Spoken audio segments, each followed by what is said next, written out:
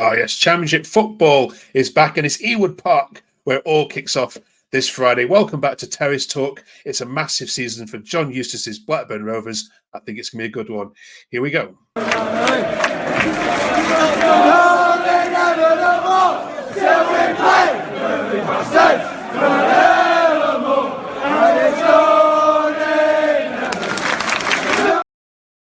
sorry. Yes, football is back, and it all kicks off with the championship at Ewood Park this Friday as Blackburn take on Derby. It's going to be a fascinating ride. Join us on Terrace Talk as we preview all the Blackburn Rovers games, home and away. It is where Rovers walk.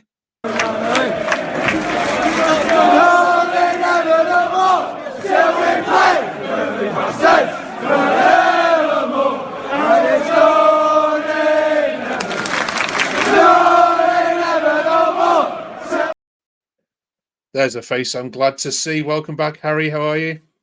Yeah, good to be back. Good to have football back. And what a place to start the season at Ewood Park. Absolutely. I never thought I'd look forward to watching Blackburn on a Friday night on my TV, but by goodness, it is needed, isn't it? How was your summer, first of all? Did you manage to find yourself a Ukrainian friend over in... Yeah. Had a good spell out in Germany over the Euros. Was there for the Bellingham bicycle kick. Oh, amazing. Hopefully that's a sign of something to come. Maybe we'll see a few iconic Blackburn moments in the coming season. Fingers crossed. Well, thank you back for coming on Terrace Talk. Last year, you spent the whole season with your head in your hands talking about all the strange things that went on at Blackburn Rovers. But this is going to be a nice, calm, mediocre season, isn't it? With no promotion challenges, no relegation fears, just a happy 12th place finish. Yeah. For now, we'll go with that for now. Okay. To share the depression or disappointment of Rovers this year, we've got you some friends to talk to. So we are delighted too. We have sneaked away from Twitter for 20 minutes or so. Our fantastic Blackburn Rovers Twitterati. So welcome, Tom, Mark, and Jason to Terrace Talk. How are you all? Tom, you good? Yeah, I can't wait for Friday night for Rovers to kick off, and hopefully, I'm always optimistic. And there's so many fans out there that are so negative. I'm full of optimism all the time. I think we're going to do all right. So fingers crossed we can get a result on Friday. Yeah. We don't have pessimism on here. Harry is a wonderfully optimistic fan, even in the face of some utter terrible football at times last year. He was still putting on the famous shirt. Jason, welcome to Terrace Talk. Excited for football to be back? Very excited. It's a long summer, and we've had the Euros to keep us busy, but that ended how we expected it to end, it. So, but no, yeah, it's good to see us back at home again. Fourth time in a row, I think. Now 4 seasons in a row we've been at home. 3 wins from the last 3. Whether it's going to be 4 is another question, but yeah, we'll see. We shall see. And welcome, Mark, to Terrace Talk. There's not much you haven't seen at Blackburn over your years supporting them. Optimistic for the season? I wasn't up to about a week ago. And then we got a few players in. And I'm a bit more optimistic now. But yeah, ready for it to certainly be back. It does get a bit of a long summer, but obviously the Euros has helped avoid that gap a little bit. So roll on Friday, I think. All right, brilliant. All right, then let's start with you then, Harry. Let's review the summer for Rovers. It's a very bizarre one. I've not seen any club behave like this. There was weeks of nothing, and then all of a sudden, last Monday or something it was, it's like they suddenly realised that they've got a football game in 2 weeks' time. Can that be explained in any way why all of a sudden this happened, or do you think it was nicely planned by the club to be like that? Well, I think there's been a lot of uncertainty over the summer. Obviously, there's been ownership problems. That's been well documented. We all know what's going on there. I think there's been speculation about how much money we're going to have to spend. We didn't know, as it stands, Smolix isn't out the door yet. We expect him to go any day. But that was money. We didn't know if we would have that kind of funds to play with. But yeah, it was all quiet on the Western Front until last week, and then a horde full of signings come in. Only problem with that is, with it coming in so late into the window, will they have enough time? Players like Gay and the Japanese lad, name escapes me. It's right. It's a long one. Don't worry. Yeah. Will they have enough time to come and familiarise themselves with the way we want to play? Or, for example, Gay is a big 6'5" centre forward. If we want to play a direct style, have we had enough time to implement that style of play? He's only been here for less than a week. So it's going to be interesting. Friday should be a good test to see how we actually play and how we set up. Yeah. We will review all signings and departures in next week when we look at the defence, and I want to talk to you about goalkeepers next week as well, because that's something which, Blackburn haven't had right for at least a couple of seasons now. And you've got one of our Everton lads as well, Jack Barrett, I think has come to Rovers. We'll discuss all things defence next week. But Tom, I want to ask you about a couple of departures, if that's all right. Yeah. First, the big one obviously being Sam Gallagher. Was it a surprise to you, first of all, that he left, and then secondly that he left for Stoke? I don't think it was a surprise, because there's been rumours for the last couple of transfer windows he was going to go. Me personally, I think Stoke is a massive sideward step, but I think maybe he needed a new challenge, because most Blackburn fans will attest to that they get very, very frustrated watching Gallagher play. I've been a big fan of him for like the past 4 or 5 years. He's a massive target man, and he's a big personality to have in the group. Blackburn tend to play better when he's in the side. However, this is the key thing. He's not a natural goal scorer, and I've spoken to a few Stoke fans, and they don't really know what to expect with him. On his day, he can score a worldie, and he can be a cart horse on another day. So I think it's probably the best move for him, getting someone fresh in Maktar Gueye to come in, hopefully try and fill the boots and score more goals, because without Smodic, if we lose his goals, Gallagher wouldn't be the man to score you 10 plus goals a season. Okay. Jason, other than Sam Gallagher, any other departures which you were disappointed with, that you felt the club could have done more to keep hold of, or are all the departures fair income and players that are surplus to requirements for Eustace? I think Wallstat was justified. He had a good run in the team. Made us all very, very nervous. So he's. I think that was justified. That was coming. I think Jake Garrett is a little bit, and I know he is a bit of a fan's favourite amongst the Rovers fans. So I was surprised to see him go out on loan. Me personally, I think there's a lot of improvement to be done there. So I'm not totally surprised, but he seems to be well thought of at Rovers, so I thought he might actually sort of spend a lot of time on the bench coming on as a sub this season, but obviously Eustace has other plans for him. So, okay, all right. And of course, Mark, the biggest departure may yet still to come as Harry's incubated in Sammy. What's the minimum amount of money that Rovers should take for him? It's a difficult one, really, because obviously you hear like a lot of different amounts being talked about. People, there's 15 million, 10 million. I think you've got to consider his age as well. Is it going towards the back end of his career? I honestly think if we get between 8 and 10 million, I think we've done really well with that personally. But again, I think that's probably why he's not gone sooner than what he has now, because probably Rovers are asking for a higher price than maybe what's being offered so far. I'm not sure, but I fully expect him to be leaving Ewood certainly over the next week or two.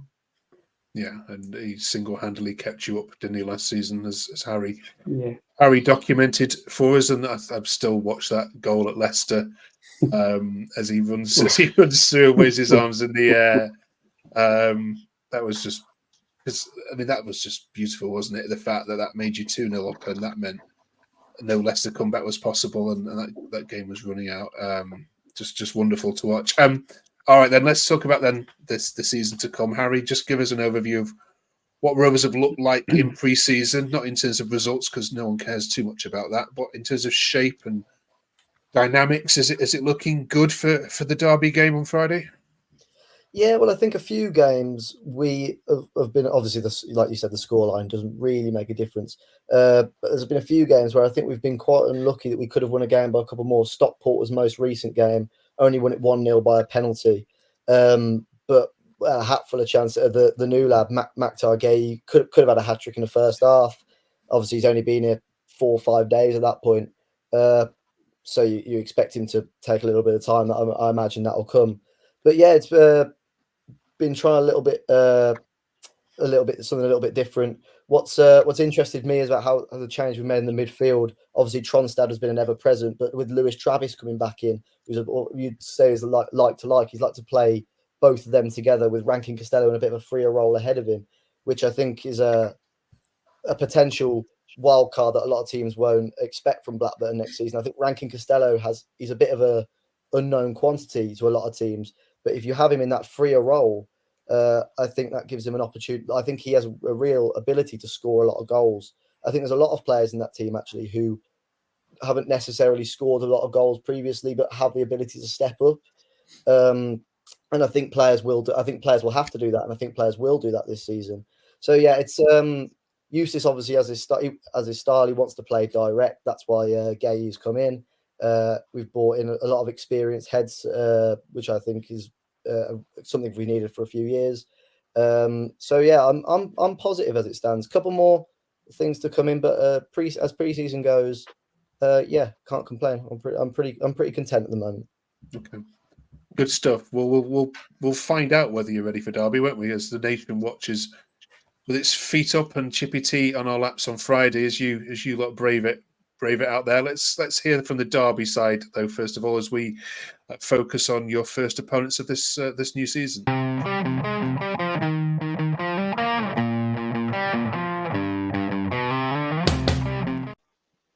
Welcome, Peyton, to the Rovers Walk. You are back in the Championship, so first of all, congratulations on promotion. Lots of fans want to see you back down, though, so there's not much love lost for Derby. Are you looking forward to your trip to Ewood? I am. I think it's a good start to the season, and it's good to be back.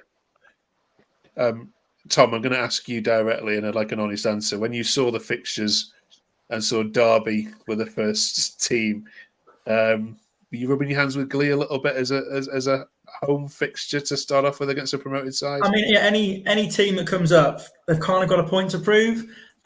So big club, they're probably rightly back in the Championship, but they've had an abysmal pre-season, and they've got battered a couple of times. I mean, the Chesterfield game, I saw the highlights for that; they were woeful. So I'm not really too scared about anything Derby could pose as a threat for Rovers. But again, this is me with my optimistic self. I think it'll be a comfortable, fingers crossed, comfortable win at home on Friday night. Go on then, Peyton, respond to that. Tell him that he's wrong. Well, I think actually we've had quite a good pre-season. I think results-wise, yeah, not the best. We lost to Barnsley 4-3. But if you look at what happened, we had Blackett Taylor come off injured, and we were playing with 10 men for half an hour. And after we brought off all of our actual starting players, started playing the youth and some of the fringe players, that's when we started conceding the goals. At Chesterfield, we love to try this goalkeeper in goal, and he probably shouldn't be playing in Championship level. But other than that, I think we won out in Spain against Stockport. We beat Matlock, who are not a great team, but then we beat Real Valladolid on Saturday, and that was a quality performance. I think if we can go into the Championship with a performance like that, I don't see why we can't get a result against you lot. Okay. All right, just in case John Eustace is watching this, what sort of formation are you going to rock up with on Friday? Well, we've played a few. So towards the end of last season, it was a 3-5-2. Into pre-season, he said he wanted to play a 3-4-3. But then with the players he's got, he's now seemed to lean towards a 4-3-3. But he's been switching between direct football and a more passing style. I don't know if he's got it all together yet. It sounds like no one's hasn't got an idea. But these are two heavyweights of English football, aren't they? Blackburn and Derby, founder members of the Football League. This feels like a Premier League fixture to me, doesn't it? Are you happy to be going to a classic old ground, Peyton? Your first fixture? I think it's the perfect fixture. I think it's a team that we can definitely get a result against. They're a big team, obviously. They've got a good manager. They've got some good players. It's a perfect championship game, and especially us coming back up, it's perfect for us to be in that situation against a team like Blackburn instead of playing Leeds away on the first game. Probably going to get battered 6-0 and makes the heads drop. All right, fair enough. Jason, going to get you do the predictions for this one. Eustace doesn't do 4-3s or 6-5 thrillers generally. What are you going with this one? I was having this conversation with my lad. Actually, Percy, that Travis goalkeeper sounds perfect. We need a goalkeeper. Can you send his number to John Eustace? We'll have him. No, and I was talking to the lad earlier on about this, and he's gone for 3-0 to us, believe it or not. But the derby worry me. One, they're promoted, and promoted teams generally have had the crest of a wave when they come up. Take into consideration our own form last season wasn't the best. I think 6 wins all season, one in since I think 12th of December, Stoke at home. So it's an interesting game. I think it's going to be closer than people think, but I'm going to go for 2-1 Rovers. I think we'll nick it. Okay, Peyton. I think it's going to be the other way around. I feel like if you're going to grab a goal because we're not great at the back, but I don't think we're going to. I think we're going to get 2 goals. A bit of a mirror to our pre-season. The end of it. Okay, fair dues. How many fans are you bringing to Ewood on Friday? It's going to be noisy, aren't you? We've got 3,000. We've got another 1,000 allocations. So hopefully it'll be, a semi-full away end. Yeah. Okay. Well, enjoy yourself, behave yourself, and thanks for joining us on this Rovers Walk. And we'll catch you for the reverse fixture at Pride Park in March, won't we? Thanks so much, Peyton. And we're going to rate some kits now for you lot. And gotta say, some lovely kits from Blackburn this year.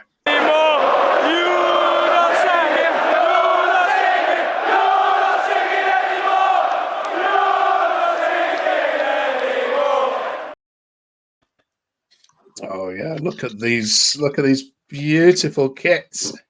Gosh. Go on then.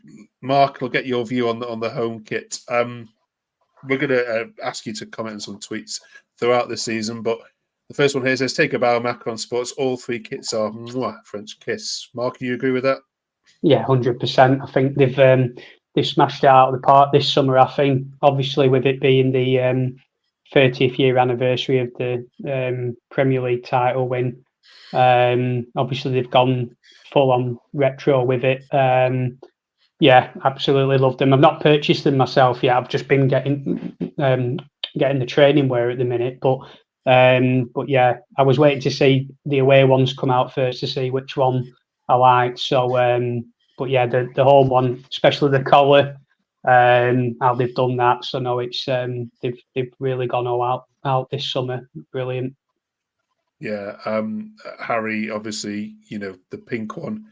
You've obviously parted money already. Are you a fan of the crest being in the middle, or I know some fans have commented saying that's the only thing that ruins that shirt. It's an absolute piece of beauty, mate. Honestly, I've always thought pink was my colour, but it's yeah. I've got no complaints about any of the kits. Obviously, the anniversary kit was always going to go well with the fans. That season means so much to all of us, even though I wasn't around. A lot of us weren't around.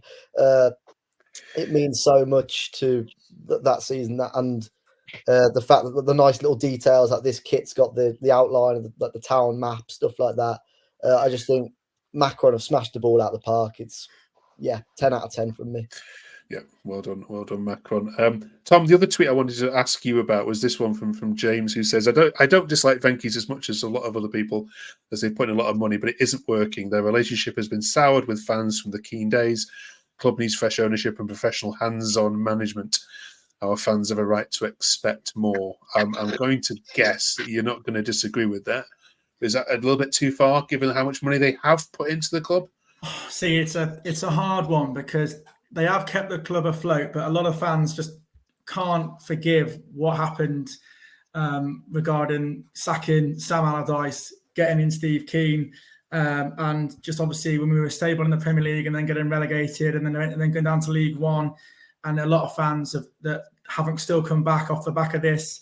I don't really want to get involved too much in the talk about what's going on in India right now with their tax dispute and what they can and can't do. But a lot of the assets are being stripped. We haven't got a lot of money to spend. They are keeping the club afloat, but they're not spending any money. We've the last 3 or 4 seasons, we've had money come in from Adam Wharton, we've had Daryl Linehan, we've had Adam Armstrong, David Raya. These are players that we've equated about £30 million of money in transfers that we've recouped, and yet we've not bought anyone. We're getting players on a free. I'm quite excited, like what Harry was saying, about some of the players we've bought in. But we're not spending anywhere near as much money as we possibly could do. And I think a lot of the fans just want some clarity regarding what's going on, and keeping the lights on at Ewood Park is not good enough for a club of our size. Mm-hmm. Jason, do you concur with all that? Yeah, agree totally. I think a little bit of a catch-22. I think we'd be in trouble without them. But then just sustaining the club is not enough, really, is it? We need investment to move forward. We're not moving forward. I think very slowly we're moving backwards. We seem to sell our top goal scorer every season. We never seem to replace them. Someone has to step up.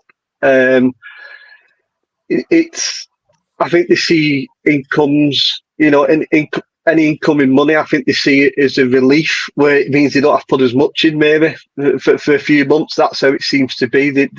We can't carry on going the way we're going. Something's got to give.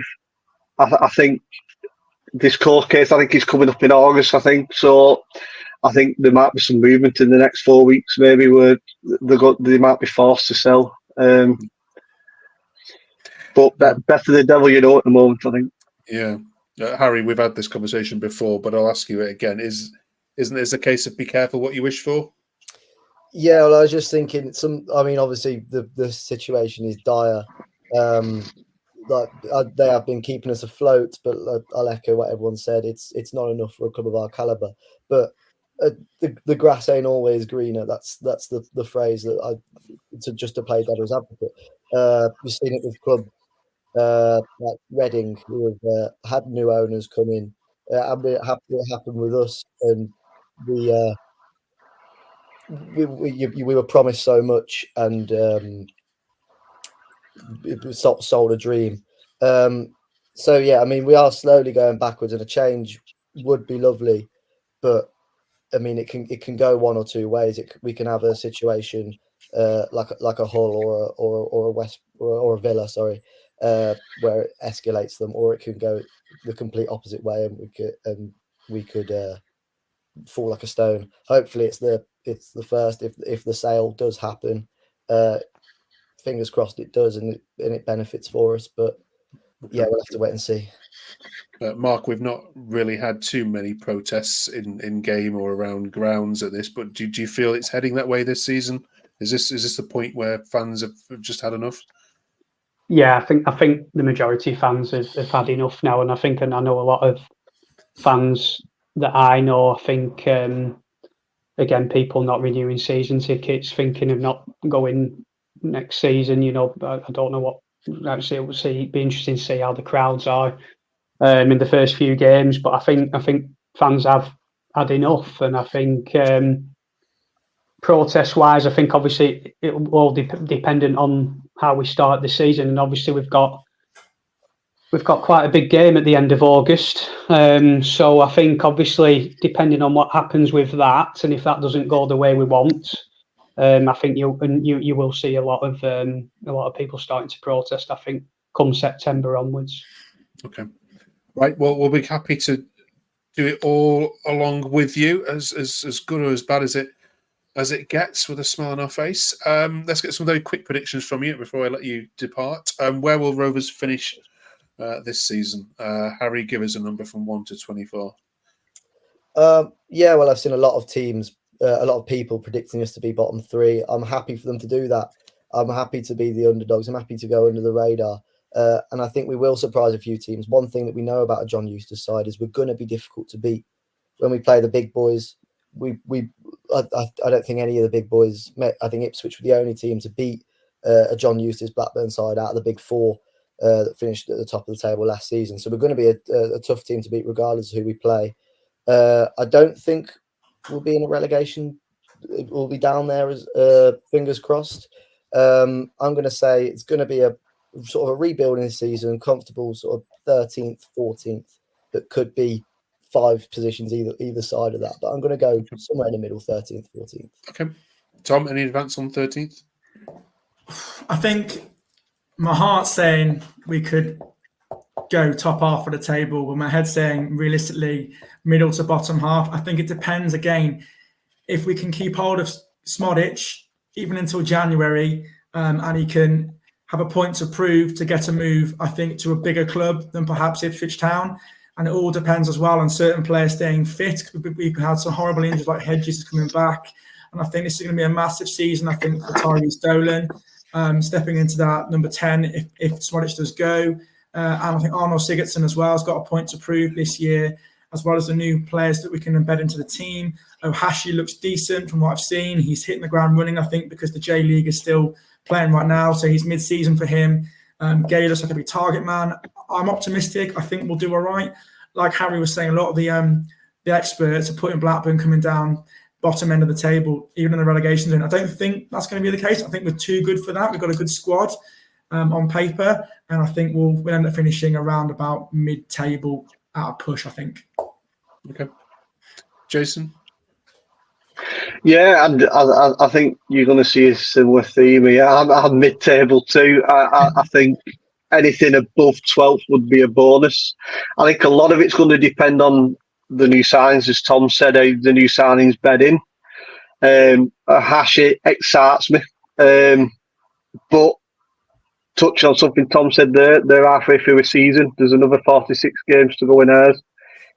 How's he going to feel later on in the season? You know, is he going to pick up injuries if he's already played half a season to go into another 46 games? Plus cup games, you're looking 50 plus games. So I think a lot of it's going to depend on the new signings, but I think mid-table. I think the rebuilding season is what we need. We look like we spent a bit of money. So maybe the club's actually hoping for more, because it's like there's a lot of undisclosed fees for these players. So it looks like we have spent some money. We've not loaned anybody yet, as far as I know. So it looks like they have put in some money in, but they're not telling us how much. Okay. 3 mid-tables. Mark, any advance on that? Yeah, pretty much similar to what all the other guys have said, really. I think again, a week ago, with no signings and the current squad that we had, I would have had us in a relegation battle again.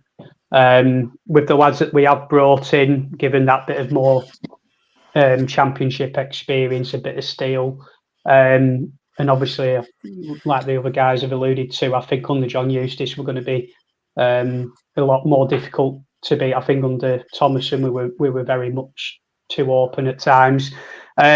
So I've gone for 16th, and I think it will be some games will surprise us, and then other games it might be a bit more difficult, and we have to try and get a point. But yeah, I'm going for 16th. Okay. Thank you so much, all of you. It's going to be fascinating to see how it pans out. Enjoy your game against Derby. We'll see you back here next week. Is it Norwich next week? It's Norwich, isn't it? Yeah, Norwich Norwich away. first away game. Yeah. We'll be previewing that on the channel next week, and also talk to you about goalkeepers, because that's a topic which me and Harry have spent a long time discussing last season. Cheers for joining us. If you're a Blackburn Rovers fan, you know what to do. Please subscribe so that these guys can enjoy talking to you, reviewing all games this season, and put a like and a comment below as well. Where will Rovers finish the season? Thank you very much for watching. Thank you all, you guys. Football's back. Thank God.